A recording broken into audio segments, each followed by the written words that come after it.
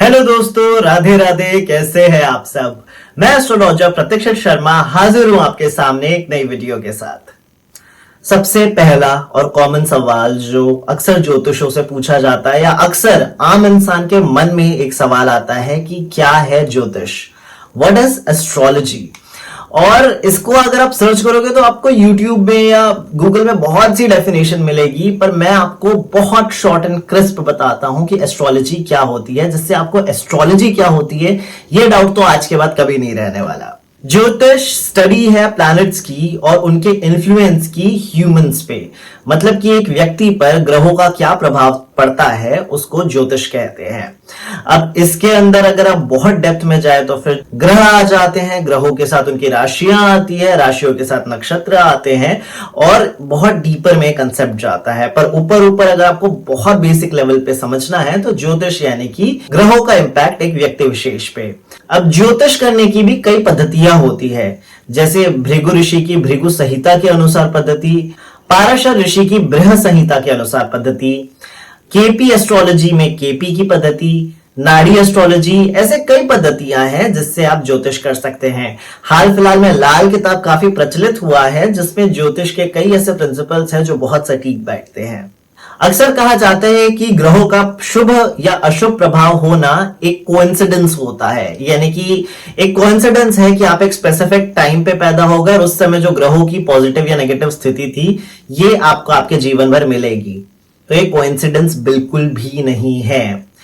अक्सर ज्योतिष जो आपको नहीं बताते वो होता है कर्मों का प्रभाव, और कर्मों का प्रभाव ज्योतिष पर बहुत ज्यादा असर डालता है। सबसे पहला सवाल तो आपके दिमाग में यह आ जाना चाहिए कि क्यों आप एक ऐसे समय पर पैदा हुए जहां पर एक स्पेसिफिक ग्रह आप पर स्पेसिफिक दृष्टि या स्पेसिफिक इंपैक्ट डाल रहे थे। ऐसा कोइंसिडेंस से बिल्कुल भी नहीं हुआ है।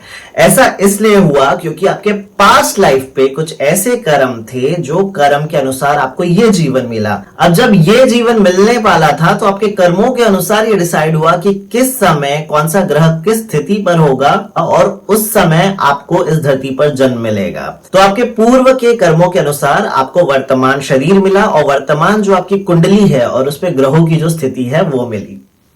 पर अगर ऐसा है तो अगर ग्रह हम पर एक स्पेसिफिक इंपैक्ट डाल रहे हैं तो हम फिर कुछ भी नहीं कर सकते, इंसान तो बेबस हो जाएगा। पर ऐसा बिल्कुल भी नहीं है और यहीं पे ज्योतिष और एक अच्छा ज्योतिषी या एक अच्छा एस्ट्रोलॉजर काम पर आता है। जैसे कि मैंने बताया कि ज्योतिष जो है उस पर कर्मों का प्रभाव बहुत पड़ता है। तो अगर वर्तमान में आप पर कोई ग्रह, मान लीजिए शनि, आप पर एक बुरी दृष्टि डाल रहा है तो आपको डरने की बात नहीं है, क्योंकि भले ही आपको वर्तमान में नेगेटिव इंपैक्ट आ रहा है, परंतु अगर आप वर्तमान में अच्छे कर्म करें, शनि से रिलेटेड कर्म करें या जो भी ग्रह आप पे नेगेटिव इंपैक्ट डाल रहा है आप उससे एसोसिएटेड कर्म करें तो आपको उस ग्रह के पॉजिटिव फल मिलने प्राप्त हो जाएंगे। इसलिए हम कहते हैं कि ज्योतिष में दान का बहुत महत्व होता है।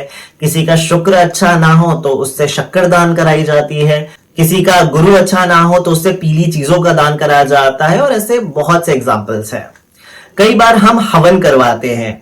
हवन करना भी एक कर्म है जिसका रिजल्ट यह आता है कि जिस ग्रह के लिए वह हवन कराया जाता है उससे आपको पॉजिटिव या डिजायर्ड रिजल्ट प्राप्त होने चालू हो जाते हैं। तो ये मैंने बताया बहुत बेसिक कि ज्योतिष क्या होता है और उसका इंपैक्ट कैसे आता है।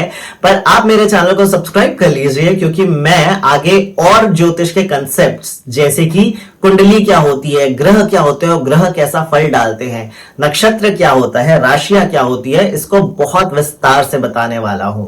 तो आशा करता हूं कि आपको ज्योतिष क्या होता है ये तो क्लियर हो गया होगा। बने रहिए मेरे साथ इस चैनल पे ज्योतिष से जुड़ी और वीडियोस के लिए।